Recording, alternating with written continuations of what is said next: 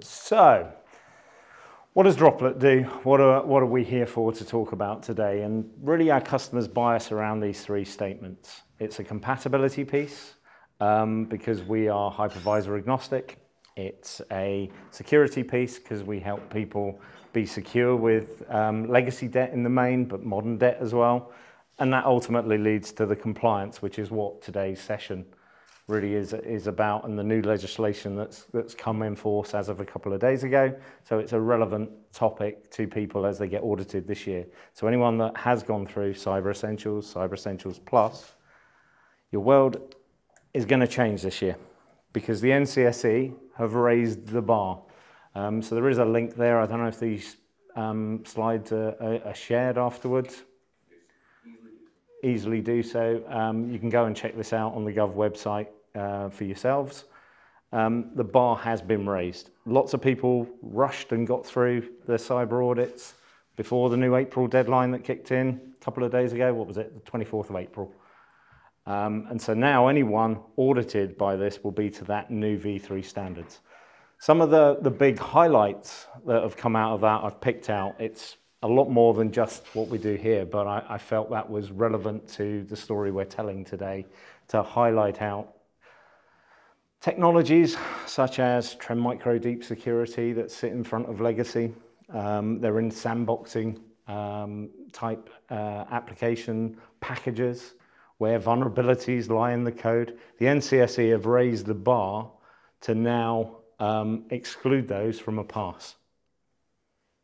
So some of the traditional technologies that were being used up to now to gain a pass, a tunnel error. That's going to be interesting in a minute when I do my demo. So some of those sort of sandboxing app packaging, I like to think about it as the NCSE have rightly raised the bar. With a lot of old code where people are going through the right things, they're trying to modernize, they're trying to make these old applications run on modern and new. Well, the code inside those packaged applications are still of yesteryear. They still have vulnerabilities within the actual applications themselves. And that can be the main challenge of an attacker, where he will look, where he'll go to infiltrate across your system, where he'll get to implement his malware and his attack. And with sandboxing or app packaging, they're live on your network. They're put on the modern day systems. They can get out and break out. You might have microsegmentation there. You may have AI within those gates. But it's easy to fool AI. It's not a mature technology yet. And as you read day after day, any of you guys that are in the security space, you will see the list of breaches that come and come and come. And they come mainly from the legacy asset, the legacy debt that people are carrying forward. And so from that unsupported, now they've also raised the bar as well on what's in scope. So any legacy debt that you have, that you took off network, that you put away, that you said it's mitigation before on the Cyber Essentials checks, that's now going to come into scope because you have to name it now. It's part of the legislation that they've raised the bar on. So any legacy you have, even if you take it off, now, going forward as of a couple of days ago, it's going to be in scope for your audit. Now, how true people are going to be, how much exposure they'll give to auditors, obviously that's people's own compass and their own sort of world to live in. You're at the head of, or the bequest of the actual auditor that comes through.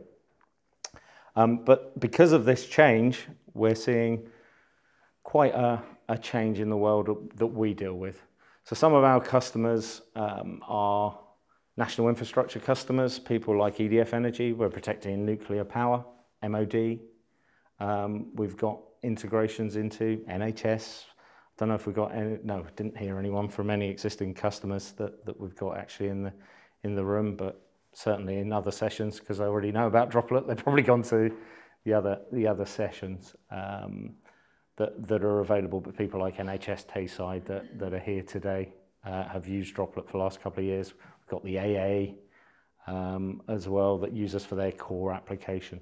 And we're breaking the life management cycle at Droplet. So as much as I say we're optimized for legacy, we do modern as well.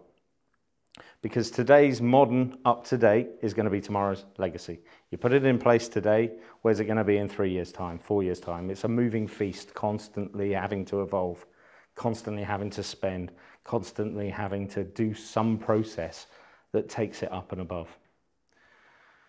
With us, we're portable across multiple systems, so we're a complete isolation layer, and that's the important bit for the new Cyber Essentials legislation, because part of what ticks the box to actually be compliant on the new V3 standard is you have to be a true isolation layer. So it will take care of modern, it will take care of your legacy, it will keep that safe and secure. I'll go into that in a little bit more detail later on. The versatility of Droplet astounds me, and the use cases that customers come at us with, again, is massively varied, from people like utilities companies that manage wind farms, let's say, like natural power, and they take in the feeds from Vespa and all these different other manufacturers. They get given their software. Guess what? It runs on Windows 7 natively. They're putting devices out in the field, in manufacturing, in that space that's got to go and live out in the field for 5, 10, 15, 20 years. Trains, planes, cars, all the same as well. They're going out there with software attached to them now. They're doing smart technologies. Imagine driving cars now, and they're going to be driverless cars coming nearer and nearer to us, and a lot of the automation. They're connected now to the mobile networks. Your car can be tracked online. Your car is there as an attack surface. All of these things that are coming at us with the modern world, it's great to move technology forward, but how do we secure that? How do we break the application cycle around how we're doing that? We're not expensive either. There's a very low bar cost of entry in comparison to other security and application delivery platforms.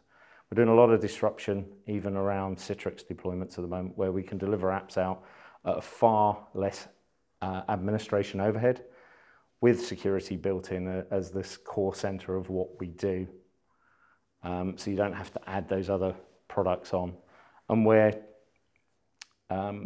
platform agnostic, as I said, and we're also not an additional overhead. So you don't need to put lots of broker servers in and all of the bloatware that comes with those types of systems, like at VMware, like at Citrix. Even Windows Virtual Desktop can be very expensive to deploy. We have multi-session containers that can take care of that architecture from a very simple centralized deployment or an edge deployment. So those varied use cases that I was talking about, it could be they're out in the field, utilities companies, energy companies, they have lots of sensor equipment that goes out in the field that have pieces of string attached to them. They're not got great connectivity in those locations. They need to have the ability to work offline. And Droplet can achieve that. So you can deploy to the edge, you can deploy centrally. We really don't care. And it's a true isolation layer away. Any platform for us, we'll run on. So we'll run within Chromebooks. Most of you will be a Windows-based houses. So you'll be running some flavor of Windows 10 or 11 in the main. Hands up if anyone isn't. Point taken. That's why we're here. yeah, absolutely. So you're generally in a Windows world, but once into Droplet, you have freedom of choice. That can mean cost savings in some cases, because to buy some of these devices is cheaper on certain platforms. You haven't got overheads with expensive sort of OS costs that come with the likes of Microsoft, etc. So you could still run your apps on these other platforms within a Droplet world. And cloud agnostic, hypervisor agnostic, on-prem, we really don't care where you exist, where you are. So the key crux of it, Droplet and security. Why do we and how are we doing some of this stuff that I've claimed that we're doing for lots of other customers? And happy to give you a list of our customers. You go and speak to them yourselves to get a view of who we are and what we are. From an inbound point of view, we're a container technology. We're patented. We're not using Docker. We're not using Kubernetes. It's our own ones and zeros. A bit of open source, a bit of secret source in there. But it's our own code that's been written to run in this agnostic world on a container platform. We can deploy them wherever, as I said earlier, so they can go to the edge, they can be centralized. We really don't care. It depends where the data is and what your use case is to what makes sense for how we deploy Droplet. It can integrate with all of the existing tools that you have, so your Meckums, or SCCM as it used to be called, your Intunes, your Mobile Iron, whatever the deployment tool is that you have, we seamlessly integrate into it and it becomes your management framework for what's out there. There is a centralized portal for server as well, for you to set the system up in the first place. It's one port in, and then all of the other infrastructure goes on. From a security point of view, you'll generally have some access module, like Internet Explorer, that then accesses a back-end database that's running on old versions of server you may have in the room here. You've got DOS probably in the room, you've got Server 2003, Server 2008, 2012 going end of life soon, which again comes into that compliance out of support. How are you going to tick the box for compliance? We're taking care of 2016, 2019 as well. As I say, we can run modern as well as old if you just want us as a security wrap. All that inbound ports get blocked. There's that one port, only a Droplet client container can talk to a Droplet server container, and we encrypt the traffic between the two. So even if you're running, let's take a worst case type of scenario, an Internet Explorer of yesteryear, an IE8, an IE11 is a common one that we see. It could be an old Java app, an old .NET framework that the backend needs to operate and run. An old TLS protocol, an old SMB protocol, because that's what it has to run. It hasn't got the wherewithal to be able to communicate any other way. And it's difficult to move that forward because it's so ingrained in your organizations that it's a core part of the business that you are supplying. All of the staff are trained globally. Lots of these issues are what we face in a non-disruptive way, and I'll show you that a little bit later. Inbound-wise, blocked completely. There is nothing that can come into a Droplet container. Our best thing that's happened to us was in February. EDF Energy were auditing to the new V3 standards to be ready for the new NIST standards and Cyber Essentials Plus. Pen test partners were the third round of pen tests that they had to have done for their NIST compliance. At that stage, they'd been trying to hack Droplet, trying to hack what's inside that, and there was some old stuff in there. And the statement that came out of the auditor really shocked us at one stage. Pen test partners were the third-party auditor, and they said anything you put inside a Droplet container will be an instant pass to the new standards. Because of the way we do isolation, because of the way we block all inbound, because of the way we also control outbound. So you can lock down to the nth degree if the vulnerability is in the application itself, and this is what differentiates us to just a protection gate in front.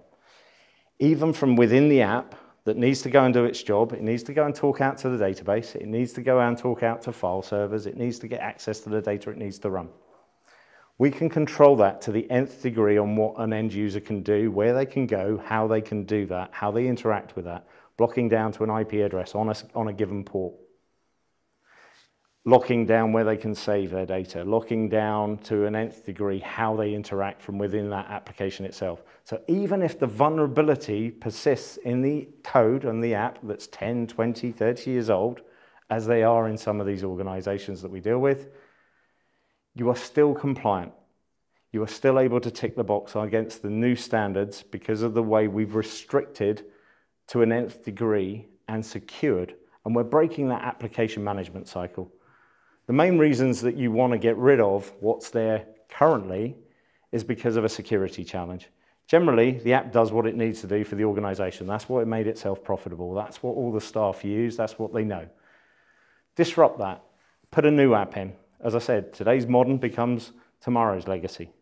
You've not broken that application cycle and you'll be in the same boat again in a few years' time because vulnerabilities will be found within that. Take that as a given, put it into Droplet, you're blocking everything. Where marketing team have gone a bit crazy on that one. I don't think anyone could give you a carte blanche on, you know, there's no way in. You know, our software in its own self has code. So you can never say never on any breach. And I'm not trying to stand here in front of you and saying, you know, we're the God's gift of everything. There could be code that we have to mitigate, that we have to patch. But we're constantly looking at that. We're having serious organizations like MOD, like Nuclear Power, constantly pen testing our software, constantly looking at that security from multiple different pen testers. We're giving you the best chance to make sure that we stay secure so you stay secure. And that, from that point of view, with the status of how we've written it, with the blocking all inbound is completely dropped. Nothing is allowed in. We don't care if the traffic is good, bad, or ugly. It ain't coming into Droplet. We have no APIs. We have no SDKs. So the attack surface is bare minimum. And from that point of view, we don't care if it's a zero-day attack. We don't care if it's a ransomware attack. It can't come in because we just deny all. So unless it's in a Droplet client container, talking to a Droplet server container, you can have clients on their own without the need for the server. But if they're a server, the two need to be joined together because the attack mechanism can come round through whatever they're using to access. But join those two together through a single port, as I say, to open up on a discrete non-channeled support, and then all the other channels sit in Droplet server at the back end as well. So you're minimizing the firewall rules, you're minimizing the risk profile that you've got out there, you're mitigating against that security posture. From a scalability, yeah, sure. Sorry, I know you got questions at the end, but yeah. the last one on the previous slide, Sorry. Yeah. No, the one about ransomware attacks. Oh, yeah, that was there, I think. Oh, so, yeah, I've gone to... So I get it from a logical perspective, so you're telling me a logical rationale. Yep. Is this going to make a lot of difference? Probably not. Have you got evidence that supports that you've seen organisations attacked through ransomware attacks and they proved resilient in that scenario? Yes, but not that I can talk publicly. I'm being recorded and I can't talk publicly. Offline, come and see me. I will give you the case study. I will put you in touch with the customers that have that specific use case. And the other way around, have you got evidence of where it wasn't resilient in that scenario? None. To date, no pen tester has breached Droplet.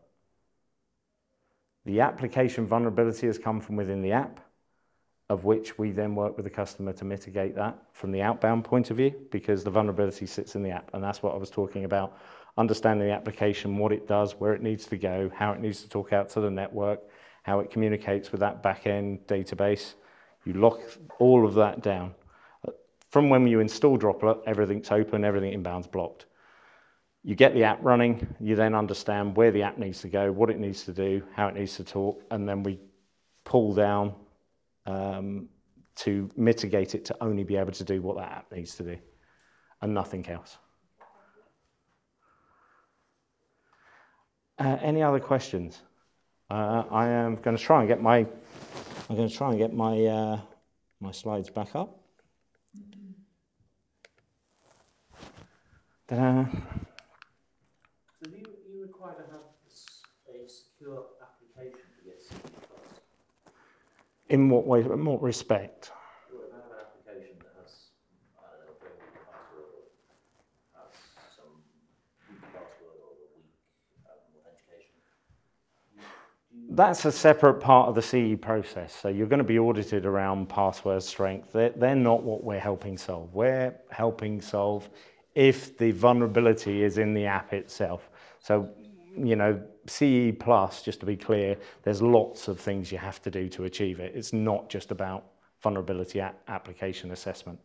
So we don't take care of what you're talking about, really. That's a separate issue that you need to address and will come out as part of your audit and your pen tests, etc., on weak passwords. We integrate within any two-factor, multi-factor authentication system. We natively integrate within that. And Droplet, you can't get access to until you get access to your main operating system in any case. So you'd need to have gone through all those checks and balances to even launch the Droplet app. But what I can say is they then can't use anything from outside to get into what the vulnerability is inside the Droplet container, and from inside the application to break out into your network, they can't do that either. So you're isolating the risk. Any other questions before I move on? Excuse me. real world example, we need to use Visual Studio 2008 Yep. to support some of our clients Yep. with software. That has to run within Windows 7. Yep. If we have a Droplet container Yep. hosting that, Yep. can it talk to our same Team Foundation version control software as all the rest of the developers and all the rest of the 100%. 100% in a controlled manner.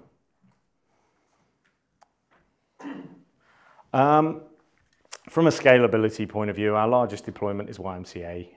We go out across 40,000 seats. It's a slightly different use case for Droplet in that we put a Linux tablet, we put the Droplet container on, we run their Windows learning management app that they were then able to go out and take out to Africa and all these far-reaching places that didn't have connectivity. So this is our offline story as such, and we were able to enable digital citizens. We worked with a hardware vendor. They sort of imaged each of these, and the whole thing was distributed for less than the cost of one Windows license. So that was part of what we can do along the stretch of scalability. Some other large tens of thousands of seats across UK government, NHS, as I say, nuclear, where we integrate within systems. It's easy to either centralize or deploy an image out at scale. So we're a flat file structure because we don't rely on any hooks to the underlying operating system. So Droplet is easily deployed at scale. How do we get you from where you are to where you need to be? So lots of you will have physical servers that still sit on-prem. Some of you will already be virtualized. We take a known good copy of what is and do a conversion through an automated process. If you have an SI or a VAR involved in your outsourced IT infrastructure, we do charge for proof of concepts purely because of the time and effort that we have to put into process documents, into design documents, into all the meetings we have to go to get to where we need to get to on the deployment. If you have control of your own infrastructure, if your IT team have all the admin access, can do all the change controls in-house, we don't charge for proof of concepts. We're a great believer in showing you what we can do in your environment. It's great to show you slides, it's great to show you CAN demos, it means nothing in the real world. You'll have your fur boils, you'll have your nuances within your network, the way it's set up, the way it's in. And each enterprise is always slightly different. Each enterprise has those little gotchas and catches. The good news is we've seen most of them now. We've got great flexibility in the product and we can meet most use cases. The one that stumps us, things like AIX. If any of you have got mainframe AIX stuff sitting in, the reason behind that is it's not an x86 architecture and you have to start looking at translation of the code and emulation of the code to work because the chip just won't understand the language it's being given and that gives an overhead. We've never quite solved the performance issue. We're looking at some cool stuff around the new AMD chips because they're based around the architecture and language around RISC.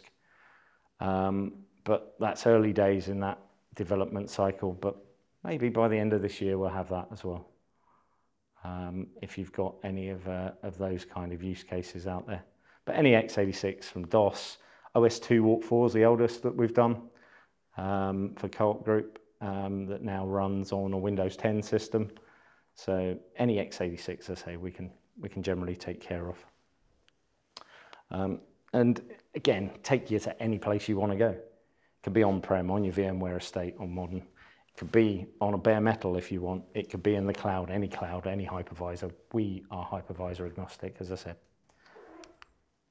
I'm going to skip forward because I've covered some of what it is. I just want to talk around some of the use cases because some of these may resonate with you. Got involved with the Royal Armouries. They had legacy servers, 2003, 2008, which might be similar to what you have. They had a Cyber Essentials Plus audit failure because of that and how they were mitigating the risk around that. They only had a limited budget. They were also on a timeline. So we actually got involved with an SI in this case that had promised them the earth that they would migrate them to 2016. Turned out it wasn't possible. The app just wouldn't work on the modern infrastructure. I've already spoken about what the risks of even doing that are in the previous slides. But they found themselves in a hole. They needed to meet the audit time down. They needed to meet the deadline. I wouldn't recommend anybody does this, but literally from engagement with the SI, through pen testing, through end user testing, 10 days we had the servers up and running and in production. We're not the bottleneck usually because of all the automated tools we do around conversion, so we can act quite quickly. I wouldn't recommend you go down that aggressive timeline, but it is something that we can achieve. But it was an interesting use case around that. I've spoken a lot today about EDF, legacy across the whole estate. If you think about the very nature of their business, healthcare, if there are any healthcare individuals in there as well, you've got to manage data, not just for the life cycle of a person's life, but beyond that for medical research. How do you keep all those systems up to date over not just a person's lifetime, but beyond that? Legal compliance stuff has to stay there for many years. Casework around legal. They settle a lot of cases and cost themselves millions and millions of pounds because they can't access the old data.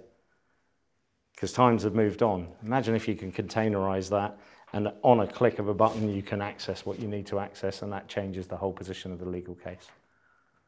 So there's lots of, your use cases will be very individual, very, very different. Spoken about the YMCA already. Office of Immigration, they are now officeless. So they closed down their central London office and their journey was to go to a work from home model where they'll bring them into government agencies, and they wanted to go completely remote working. So we were able to implement a system both for their legacy and their modern delivery to go into that model. So we disrupted the whole way in which they now work, and they're able to run from anywhere in any remote location. Again, they had an aggressive timeline when they came to us. It was a 2-week timeline in this case. They gave us more than 10 days. But their offices were closing. They had no other choices. They had no other option. Again, the other supplier had let them down. So this was another great key win for what we're going to do. Think about what your use case is, but you probably want to see in 5 seconds what Droplet looks like, and this may or may not work, but please come and see me on the stand upstairs if it doesn't now, because it's on my laptop upstairs. I see a tunnel error earlier, which worries me. Is this going to run? Because this is going to either have the right password or not.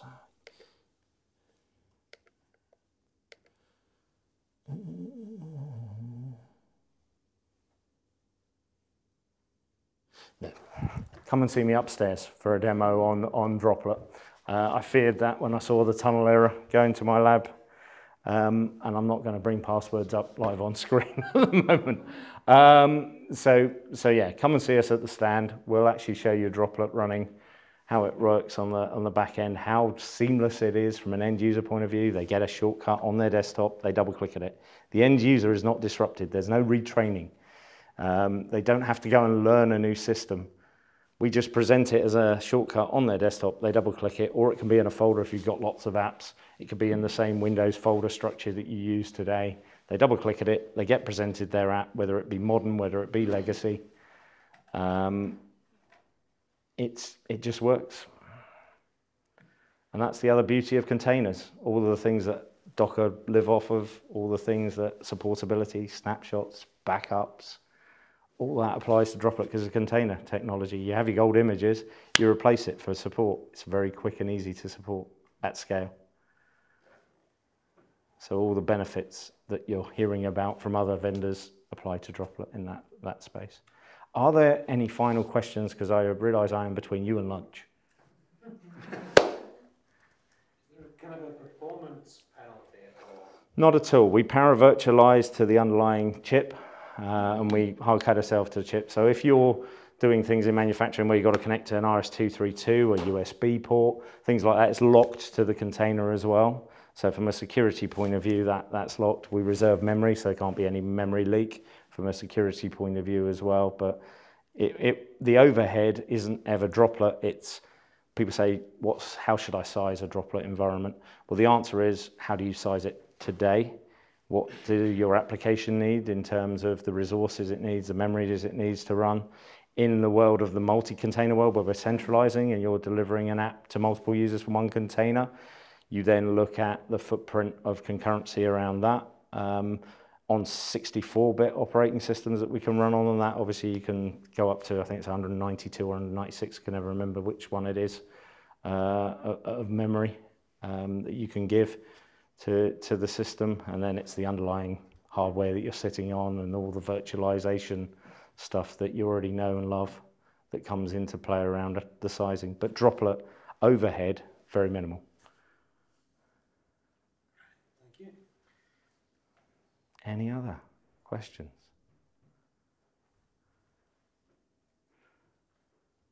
Do people think that it's relevant to them? There's quite a few nods in the room, which is good. Well, come and see us. Come and see. We're with a partner today, a Scottish partner called MSS UK, who we're supporting here in Scotland today. He's got the NHS deal with Tayside as a referenceable customer that are here today. If you want to talk to them, if you see them around their badge, ask them about Droplet, ask them about their experience with Droplet. They'll give you some honest feedback around how we've helped them. How does it work with things like specialised hardware in terms of, you know, for example, like licensed dongles or really obscure comms cards or things like that? Yeah, we put a Linux front-end system in them and we lock it to the container. So in that's a manufacturing typically is where we see that, where there's a bespoke PCI bus card with a weird dongle on it that's specific to that piece of hardware. We do those all the time. They're locked to the container. We take it at a bus level, at the kernel, at the bus level, and we lock it to the container so it still runs within the infrastructure of Droplet and can't be used outside of the container. Same with USB, same with those dongles, they can be passed through. COM ports is a frequent one as well that we can pass through into the container. Printer redirections, copy and paste can be enabled or disabled. There's loads of config files that sit around Droplet that can give you loads of all the good tools that you would expect from an application delivery platform. I think that's us. Barry, thank you so much for coming. Blows my mind every time I see it. Well, you didn't see it, unfortunately, but